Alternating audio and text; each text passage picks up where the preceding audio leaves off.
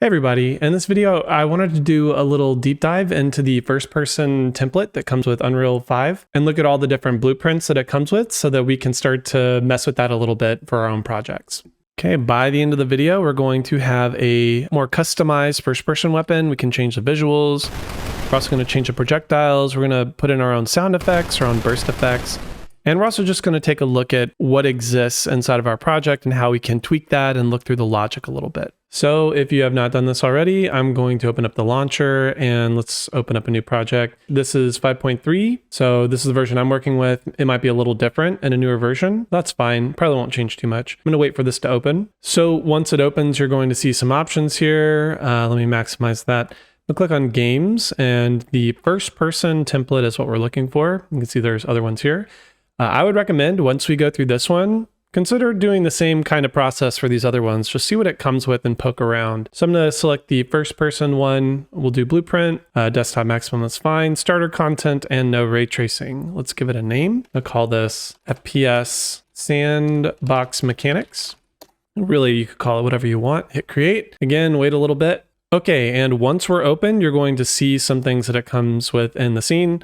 So let's just take a look. I'm pressing Control space right here. You will see inside your content folder, there's already a lot of stuff in here, a first person folder with blueprints, input, first person arms, some animations, character, first person weapon, some things related to our weapon that it comes with.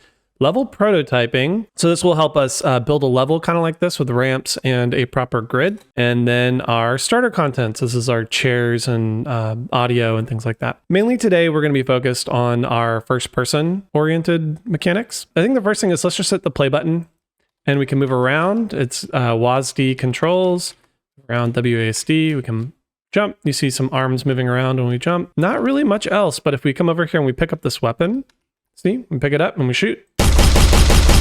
Probably pretty loud, but it shoots these bouncing balls around. And what I want to do is really just look at these mechanics that I've just shown you, talk about how it's put together inside the provided blueprints, and also how we can customize some things. So we'll try to customize this little rifle and make it play different sounds, shoot different kinds of projectiles. And we'll just kind of dissect it a little bit so we can start to manipulate it for our own purposes. All right, let's take a look at some of the folders that it provides us with. So we have our first person folder. It comes with mainly all the functionality and the blueprints and mechanics. So all that stuff is going to be in here. So for example, the input and maybe our first person map that it ships with, and then some projectiles and a controller and a game mode and stuff like that. So this is the main place we're going to look at for our blueprints. This first person arms folder, you can think about this as all the visuals related to the character. So you see that little arm coming in screen. That's going to be our skeletal mesh and our materials, things like that. This one, first person arms. See animations, different kinds of animations. You can see it's just a floating pair of arms, which is kind of funny, but it's a better way to do things for first person. Right, so we have our animations and then our actual character itself. So our material, different functions related to that, our textures, all that. So mainly our first person arms is visuals just for our character, which we're not really going to see that much inside of a first person game. Then our FP weapon is all the visuals and materials and audio, I suppose, related to our weapon. So when we pick up this weapon, you see, this is how it looks. We can hear it make sounds when we shoot it. This is everything related to that weapon.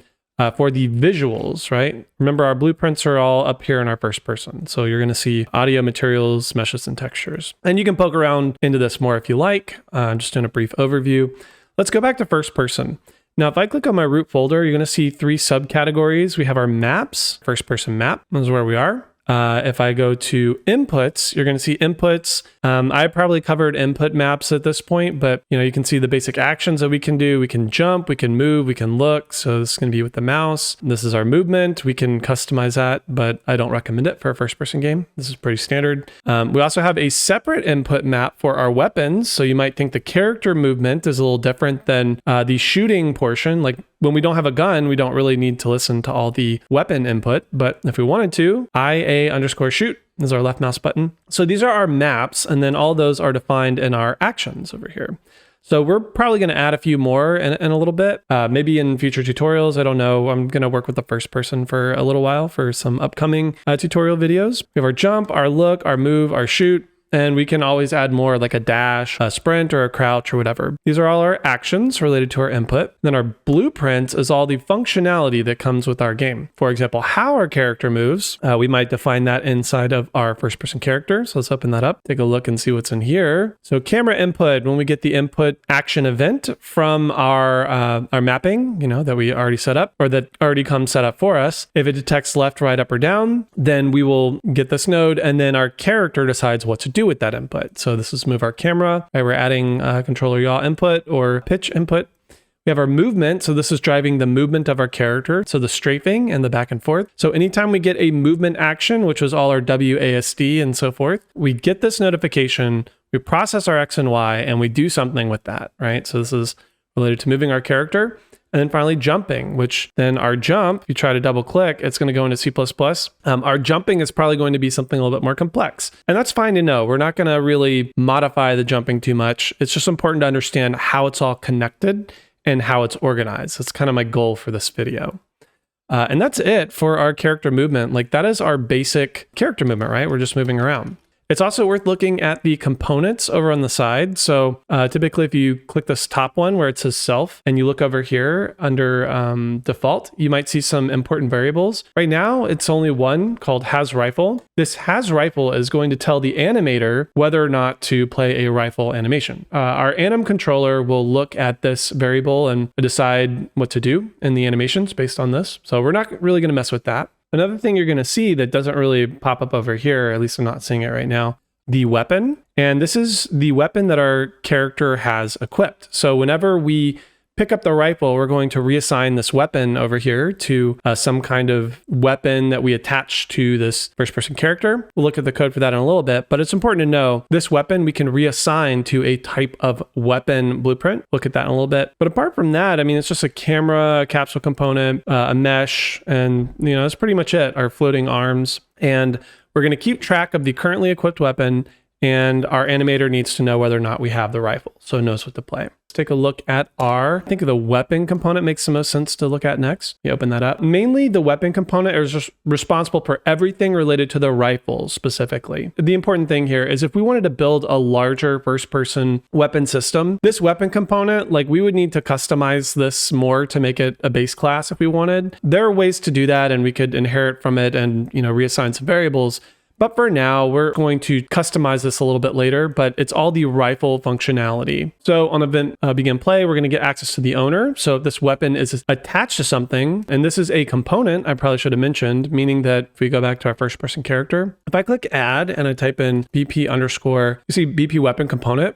I'm going to add that. I'm going to delete it in a little bit. This is a component. We can actually add this and attach it to our first person character. All the logic for our weapon component is inside of this. First person character looks down at it, or this component looks up at our first person character and handles its own functionality, which is really cool. So important to know that this is a component. I'm going to delete this, file save. Go back to our component. When we attach this, we may need to get access to the owner. So if we attach this component over here to our first person character, then the owner is this first person character. So I think that's important to know. We are getting the owner, making sure it's a first person character, and then we are setting our owner. So this just makes it easier to access later on. Then once we have attached this component, all this begin play stuff is going to run. So we'll just keep going. We're going to set the weapon to this component. So once we attach that component, we're going to set this weapon to look at that component for its functionality. If we had multiple weapons, we'd have to reassign that, but that's all it's doing. So the other thing that we're doing here is we are attaching this component to a specific location on the mesh. This is a scene component, meaning that it exists inside of 3D space.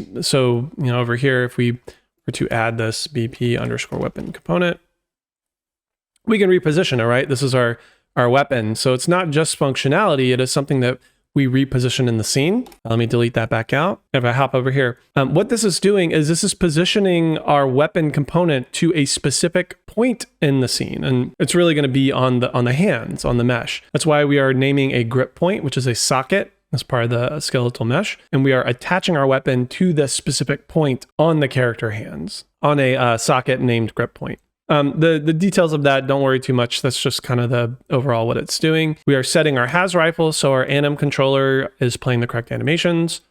That's that variable that we looked for earlier on the first person character. And then for this last part, we are just adding our weapon input once we attach this weapon component. So then when the weapon component is active, we also start listening for the proper weapon input. That's a lot. I mean, that's half of it, right? Once we're done with the begin play, we are going to listen for our shoot action, which remember is over here in the input map context weapons that we attached. It's listening for our shoot, which is one of our weapon actions. And once it hears it, it will spawn a projectile. Right, that's the little balls that we see. Let me just show you everything so far. Right, those balls that we see, that's all part of this weapon component. Pretty much everything we just saw is. We're spawning a projectile, and this is a specific projectile. Let me click the little browse button. This is the projectile that it's spawning. So if you wanted to spawn a different projectile, which we will in a little bit, then we just reassign it right here. Specifically, we are spawning that at a certain location. So we're getting a socket location to spawn that. We are orienting it properly, doing some vector math to do that, and then plugging it in. So this is how our projectile spawns, the projectile that is spawning, and everything before that is just handling how to spawn the projectile. This is the sound effect that we're playing. So I'm gonna hit this little browse button again. Right? So if we wanted a different sound to play, we would replace that or modify it. And then lastly is the first person fire animation. So which one we play. So this is that little knockback effect whenever we shoot the gun. Let me show you. Right? On the little gun down there. So we're playing that animation and that's it, right? So we set all our initial variables and put the weapon where it's supposed to be and started listening for input. We wait for a shoot and then we spawn a projectile, play the sound, play the animation. That's most of it, right? Let me compile save, back up. So our first person character and our weapon component are doing most of the functionality. Another thing we should probably look at is our pickup rifle. You can see one in the scene over here. By default, we do not have a weapon, but I want to know what happens when I touch that pickup rifle. Well, let's take a look. You can see a lot of notes here, and it's probably worth reading some of that if you want to build on top of it. For now, I'm just going to talk about what is here. So on component begin overlap, let me go to the viewport over here. This is our weapon pickup. If I select it right here, you can see our sphere collision. So when the player collides, well, when anything collides with this collision, jump back over here, I'm going to cast to the first person character to do something, and then we're going to save it off. So we save the first person character that this is colliding with, and then we are going to test, does it already have a weapon? If it does, if this is valid, then we already have a weapon. So let me show you real quick. I'm going to duplicate this so that we have two. If I pick up one, we can't pick up a second one, right? It won't let us. And that's what that is doing right there. So this is valid. We already have a weapon, so it is valid, right? Our first person character's weapon. It's already been assigned. But if it's not, if it has not been assigned, then it does allow us to pick it up, meaning that we are going to add our weapon component, just like we did before, and destroy this actor, being the pickup rifle, so that when we pick it up, we're assigning it and destroying this actor, right? Just like that. So that's how we're equipping the weapon. We're just attaching the weapon component that we already looked at to the character that picked this up and then assigning it and then destroying. So if you didn't want this to be picked up and destroyed, you could just remove this node if you like. Let's save that. And I think that's the basic framework to understand. You can see that if I click on game mode, we have a couple things assigned, but there's no real logic in here, right? We've just assigned the BP first person player controller, the first person character, and that's pretty much it. Everything else is default. But we can add logic in there later if we want. Let's open up the first person character controller. The only thing in here is just adding the basic character movement, right? Like we're just doing the default and listening for that. We're not even responding with anything. We're just listening for input for a movement, look, and jump, I believe. And compile save. So that's pretty much everything we have over here. Most of it was inside the first person character, weapon component, and then just attaching the weapon component with our pickup. And then our projectile gets spawned. And then these two are just to connect everything and make it all work. So that's all the functionality that comes with our basic first person template. Now what I want to do is start to customize this a little bit. We're going to look at how to change the mesh visuals on our weapon. We're going to look at how to change the shooting logic, maybe customize the projectiles a bit, change the sounds and add some effects. By the end, we're going to have a little customized weapon a little bit that we can fire instead of this default one. Because I may not want the bouncing balls or anything. I may want more traditional like laser blast or whatever. And I just want to give you some tips for how you can begin to dive deeper into what's here so that you can build your own system later. So the first thing I would like to customize is our weapon visuals. So if you come back down here to FP weapon, this folder, this is everything related to the look and sound and effects of our weapon. So if we go to mesh, we can see what we have by default. The mesh folder has our first person projectile mesh. It has our skeletal mesh for our gun. That is the mesh that is needed for animation. And we have some physics assets, which are related to just how the weapon can move if we use a physics system, and our skeleton. So our mesh gets attached to our skeleton, and then we can use the gun. So if we wanted to create a new weapon mesh, we would need to create a new skeletal mesh and then attach it to the gun skeleton. So at this point, you kind of have two options. You can try to find your own skeletal mesh and import it, but then attach it to the gun skeleton, unless you want to do your own animations or whatever. But we need a new skeletal mesh to attach to our existing skeleton. Or for demo purposes, I'm just going to duplicate this one just to show you, Control C, Control V. This is gun 1. I'm going to call this FP Blaster, I think. Just give it a name and save it. Just to show you that we can work with two different meshes and attach it to the same skeleton. So I'm going to do it this way. And if you did have your own weapon, this would be a similar process. Just I didn't want to import a new model. Then you have to, be confused about that. So we have our mesh visuals, our bones. Just make sure if you import your own, you attach it to this skeleton over here, your own mesh. So we duplicated it. Now let's change the look a little bit. Actually, if I open it up, you'll see this is what my skeletal mesh will look like. And if we want to reassign the material, we would do it here, and we can do that in a little bit. So let's look at our materials next. Now the materials that it comes with, this is our projectile material instance. This is our base. So if we wanted to do something different, then we could make a new material instance and change it based off the base material. For me, I have my M_FP gun. We could just change this material directly. You totally could do that. But I just want to show you that if you ever have a material and you want to make a material instance off of it, which is much more optimized to use material instances. Now click on this material, right click and go to create material instance. Call this mi_blaster. Control S to save it, open it up.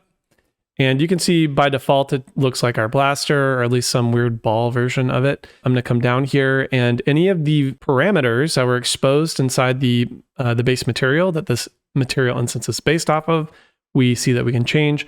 All I'm really gonna do, I'm not gonna customize this a lot, just change the body color. Like we'll change it to orange or something, I think is fine.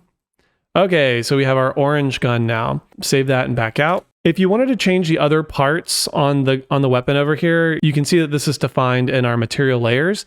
I didn't want to go too deep in this. Just if you wanted to further customize this stuff up here, you could, or you can make your own. We have our mi_blaster. Now we need to assign it to our mesh. So let's come back here, our FP blaster, open that up. And right in our material slots, instead of the material that it comes with, our M_FP gun, let's look for mi_blaster. There we go. Okay, so this is our new gun. It looks pretty much like the old, but it's a little orange. That's fine. But the important thing is because it's a little different, we can make sure that we're using our new one rather than the old one. So a quick note on this next part, we're going to start looking at customizing the logic a little bit of the blueprints on these weapons. But the thing is, this video is not about how to build an extensive weapon system. This is just about how to explore and customize the base template. So we're just going to modify the existing code to do things that we want, not try to create an inheritance architecture or anything like that. That would be a much longer, different video. So I am just going to tweak the existing code to customize the existing rifle rather than trying to, build some equipable weapon system. We're not going to handle that in this video. I just want to give you a little heads up on that before we start doing things, because typically you wouldn't want to mess with the base class of a thing, but we're not treating this like a base class. All right, so I'm going to delete out my pickup over here. So we're going to modify our weapon component and assume that that is our blaster, but we need to make sure that the visuals that we just put on our blaster match the weapon pickup. So go to our blueprints, our pickup rifle, and let's go over here to our skeletal mesh. You see in the viewport, it has the look of our old rifle, but since we customize visuals, we want to make sure it's our new one. I'm gonna go down here, sk_blaster. Okay, this is the new one that we customized. So we like that, and compile save, back in. Okay, perfect. So if I hit play, you can see it's still picking up the old one, right? Well, that's because the weapon component is still defining the old one. So all our pickup rifle is doing really is just equipping our weapon component. So if we want to modify any functionality, we need to go back over here inside of our weapon component. Okay, so inside of our weapon component, we're just going to mess with a few things, but you could always put additional logic here. All I really want to do is I want to change the visual so that I'm actually equipping the new weapon, the new skeletal mesh that I modified the visuals for. So I'm going to do the weapon visuals. I want to, let's say, play a different sound when it shoots. So I'm going to modify that. And then maybe I want to create some kind of burst effect on the muzzle. I think that would feel a lot nicer. So we're not going to do anything major here, just kind of tweak it a little bit just to get the process started. So here's the weird thing. Our weapon component is actually a child of our skeletal mesh component, which means that you may not see the skeletal mesh anywhere over here, right? Like how do we look at the visuals for our weapon component that we're trying to customize? Because we want to change that to our new blaster visuals. Well, since you're not going to see it over here, one thing you might see is you might see this little skeletal mesh node over here. So we have access to a skeletal mesh. Well, over at the top, if I click class defaults, like that, you're going to see a lot more information related to the parent, which is our skeletal mesh parent component. This is inheriting everything from our skeletal mesh component. So we're only seeing the new custom stuff over here, but this is all of our parent stuff. So now that we click on this class defaults, this is what we want. So again, you can either click this little node over here as a shortcut. Maybe it's why it's there. I'm not really sure, but that would make sense. Or we could click class defaults. So we click on that, we see our mesh and it's our sk_fp gun. We don't want that one. We want the new one. So click sk_fp blaster. Once we have that, then if we hit compile and save, come back in, hit play. Let's test it out. Okay, cool. It's our new one. So our visuals are working, but I still want to do a different sound effect. Now, I'm sure if you've watched my other videos, you've probably seen something like this where I go to chip tones and I create a explosion sound, right? Or you could customize your own. You would just do that process, like find your own sound effect or get your own with a little bit of tweaking. I did make one from chiptone that I kind of like that sounds like this, right? I think that's kind of cool. So I'm just going to import that in. So however you want to get a sound effect, just get it in here. I'm going to make a new folder at the top under content. Let's call this _game. I always like to separate my stuff out from the template, and I'm going to make another folder for audio.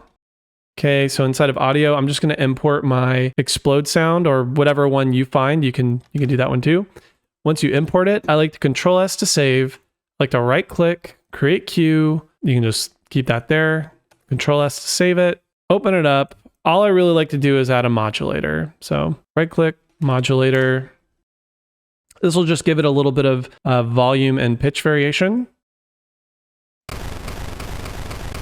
Right, just enough. Save that, go back. And now that our sound is working, we're going to plug it back into our weapon component. So we'll go back, blueprints, weapon component. Okay. So we see that this is our play sound at location. So we don't want to use the default one that they use.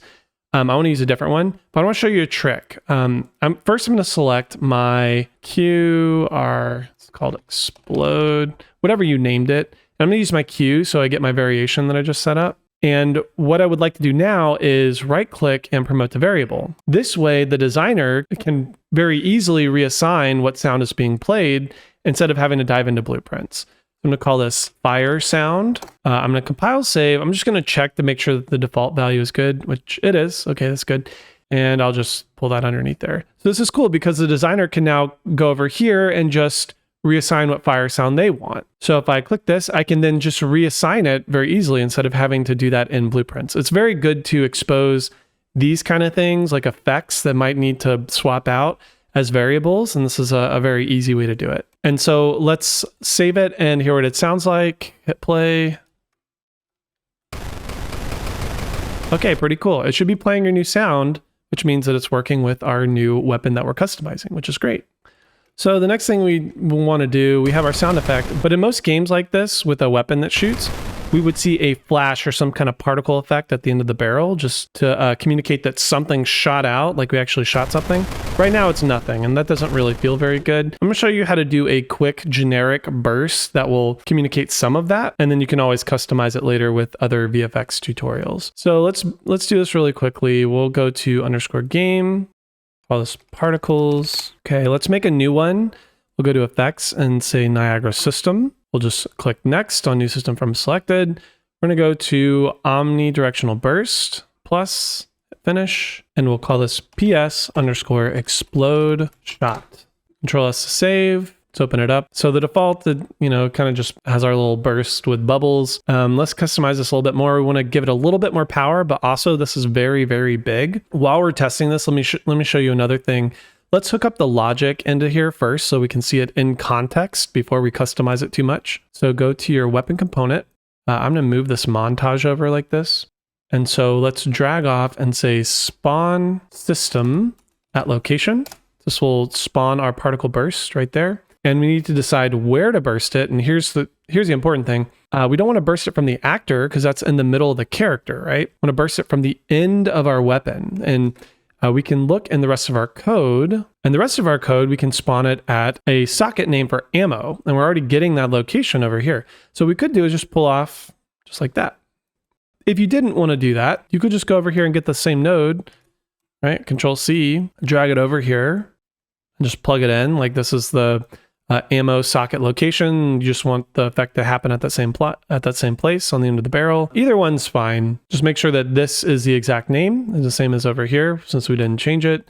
So once you have the location, we just make sure that you don't forget to reassign the explode shot or whatever you called it over there. Compile, save. And now that we can see it in context in the game, we know how to customize it. So, okay, so that takes up way too much of the screen.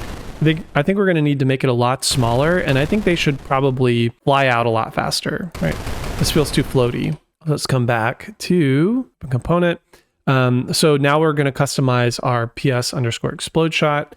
Just some tips, like some initial things that I almost always customize. First, let's look at our spawn count. This is too many. We probably don't want that many. So let's start at the top. Spawn count. Let's start with 20. I think that's a good amount. You can see the preview over there. A lot fewer, but they're going to move really quickly in a second. So our lifetime, I think they're just existing for too long. So we're going to turn this down a whole lot. We really want them to spark outwards and then disappear almost immediately. So between 0.05 and let's say 0.15, you probably do 0.2. 0.15, pretty good. See our little preview window?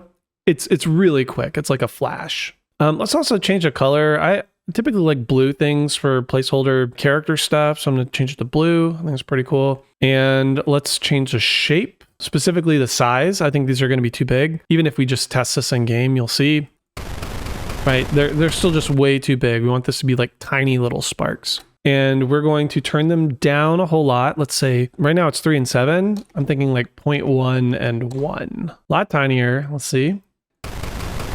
Okay.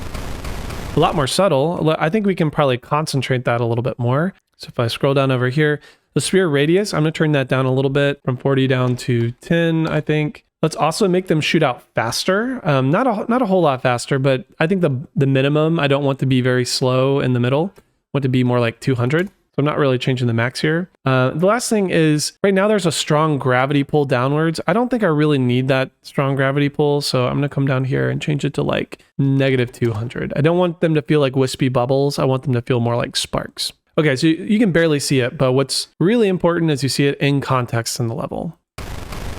Right? So it's quick. It's a quick flash. You can notice it's a little funky when I move around, but again, it is just placeholder. So it's just enough to add a little bit of game feel, and that's all I want. And at this point, feel free to adjust. You can actually further customize the particles with other tutorials, or you can continue to tweak that to make it feel how you like. But so far, we've kind of like wrapped up the customization for the weapon, and then we're going to start looking at the projectiles and see some other interesting things we can do with that. All right, let's customize a new projectile. So this is our existing one in our first-person blueprints. So let's pretend like you have different kinds of projectiles and just duplicate it, and we'll spawn our new one. So select your existing one, your blueprint class right here. Control C, Control V, get our new one. We'll name this, let's first person blaster, or let's call this blast ball, I think. BP first person blast ball. And right now it looks like the old one. I don't want that. You can either create your own material, again, other tutorials or effects or whatever, but I'm just going to use an existing one in here. Open it up, go to our sphere. So just to show you real quick, this is what it looks like. We have our collision component, which is our detection. We have our movement, which we'll customize in a second, and we have our sphere. Make sure you're in the new one, the first person blast ball, and we're going to change the material just so that it's very obviously different.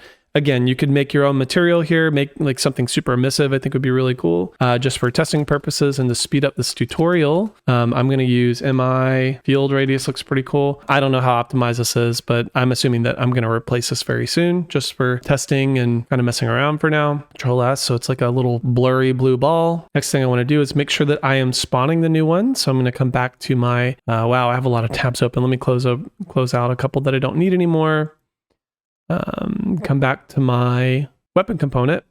So when we fire this new weapon that we're customizing, we're spawning this right here, spawn our first person projectile. We don't want that one. We want the new one. So let's do our BP underscore blast ball. Let's just look for blast. Yeah, first person blast ball right there. Okay, so make sure that you assign it to the new one.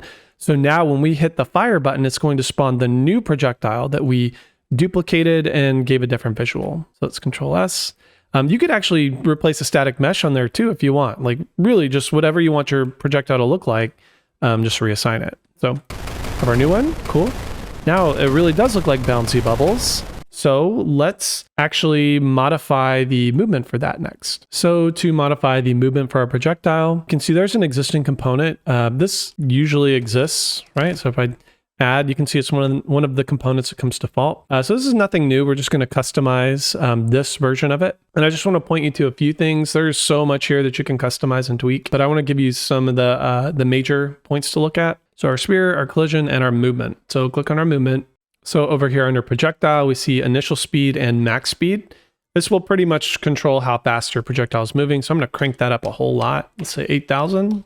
Now it should fly mostly forward, but it's still going to arc a little bit. I think that's fine. Another thing with our standard projectile, it kind of like, it's very heavy and it gets pulled towards the ground. That's our projectile gravity scale. I'm going to turn that down because I don't want it to move towards the ground as much, but I do want it to move some. So it'll still feel heavy, but a lot lighter than what we're used to with our normal shot. Again, you could tweak this more if you want it to fly straight. You can hover over, it'll tell you some helpful things here. 0 for no gravity if you wanted it to not fall towards the floor at all. Now for our bounces, right now our projectile is bouncing. Now whether or not you want that is up to you. I'm just giving you some options. For bounciness, I think I'm going to eventually get rid of this, but if you did want to control it, you could make it less bouncy, right? If you hover over, this will give you some tips. You can change this to like 0.3, for example, to make it less bouncy. You could control what happens when it hits a wall. You could do some other things. It's just kind of cool to mess with, but I'm going to turn this off. I really don't want mine to bounce, but if you wanted the bouncing, you could do it with that. Yeah, I'm going to test this out really quick. I think this will be fine for now, but you can do other things. Like there's ways to do homing projectiles and whatnot. It's kind of crazy. Okay, so right now there's no bounciness and my projectiles are sticking. All right, because it's made contact, but it doesn't know what to do at that point. So at this point, what I want to do is destroy my projectiles. So let me go into my blueprint class, go to event graph, and then when I'm over here, let's go to, I actually don't really want to apply an impulse either. You could, I don't know, like, yeah, we'll just leave this, it's fine. I do want to destroy the actor. So on event hit, so when it comes into contact with something that blocks it, I want to drag off and apply damage to that thing. So remember, I'm on the projectile right now. This will apply damage to the thing that the projectile collided with. So a player, a box, or whatever. You have some options here, like point damage at a specific place, or radial damage, like an explosion or whatever. I'm going to keep it real simple and do apply damage, just the default one. Unreal has an existing damage system. The thing to apply damage to is the other object hit. Remember, I'm on the projectile, so the other thing would be the thing it collided with. I think this would be good to make a variable. So on my projectile, how much damage does this projectile do? So you could put in, let's say, I don't know, 15 here, and then I'm going to promote it to variable.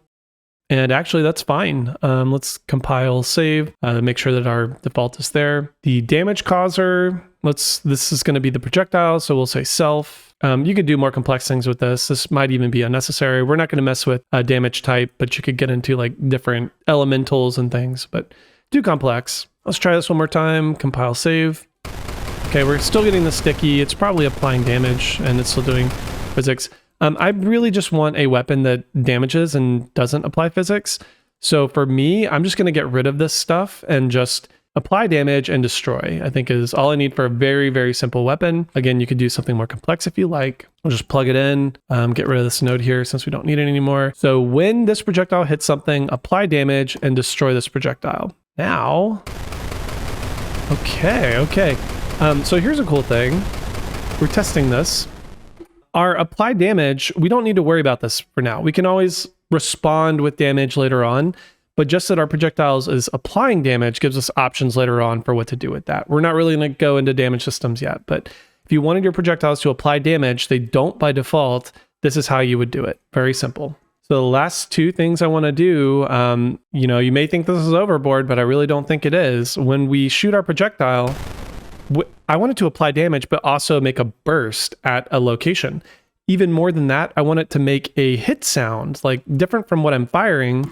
I want an impact sound. So I want an impact burst and an impact sound at the locations that I'm shooting.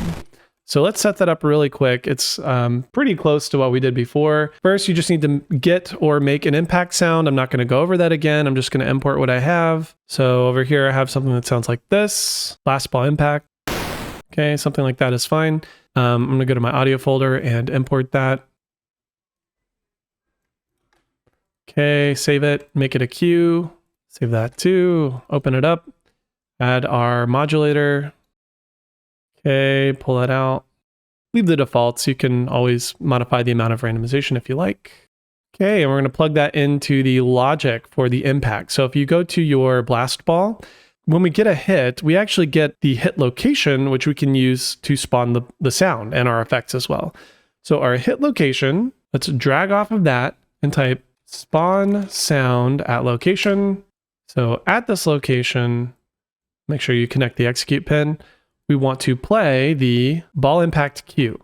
And once you have this assigned, I do, again, think it would be a good idea to make that a variable. So promote that to variable and say impact sound,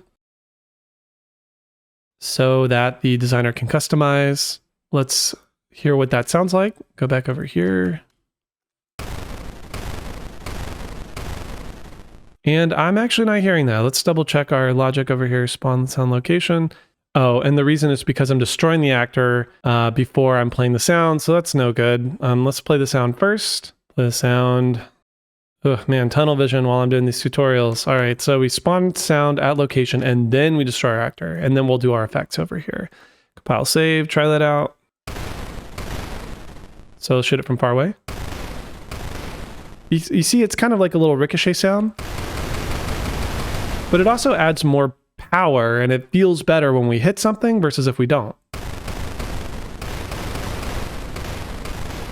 And maybe that's overboard, right? Like maybe you can make the impact sound more subtle. It does make a difference, especially when something else is shooting at you. You hear the impact sounds behind you or something. It really does add a lot to game feel. So I like the sound of that. Okay, for the impact particle, I think I'm going to leave it pretty generic and just do the default. So we'll create a new Niagara system right there, hit next and go to omnidirectional burst, hit plus, hit finish, and PS underscore blast ball impact. Save it. This one, I'm just going to keep the default, except I am going to change the color to be similar to our projectile. So in my case, it's blue. Okay. And honestly, I think that's it. Again, you can customize this more with other VFX tutorials. I'm leaving placeholders so that you're just customizing the effect itself and not customizing the logic. It should just update in the logic in the game. So let's actually spawn this and see what it looks like. Come back to our blueprints. So we play our sound. Let's spawn our system. So right click, spawn system at location, or Niagara system. If you updated it, you would just make sure that you look at this asset. So this blast ball impact, it's right there. That's the one you would just modify based on a tutorial if you wanted to do that. So let's take our location. We're going to plug it in there. So the impact location, the hit location is what we want. Let's right click and make that a variable as well, promote to variable. Call that impact burst particles. Compile, save, make sure it's the correct one over here, and let's try it out. Right, that just feels a lot better to me to always have a visual and a sound effect for any moment in the game that needs some impact. So that feels pretty good to me. So we've kind of customized this a bit. I hope that this video just walked you through a little bit of what exists here, how we can customize it some. Obviously, if we wanted to build an extensive weapon system, we wouldn't do it this way. I just wanted to toy around with some of the existing logic so you can see how it's working and maybe give you some ideas for your own kind of weapons, customize it a little bit, kind of play with the visuals, play with projectiles, just kind of a soft intro into first-person systems. So hopefully now that you understand the first-person default template a little bit more, you can use that to build something bigger and better.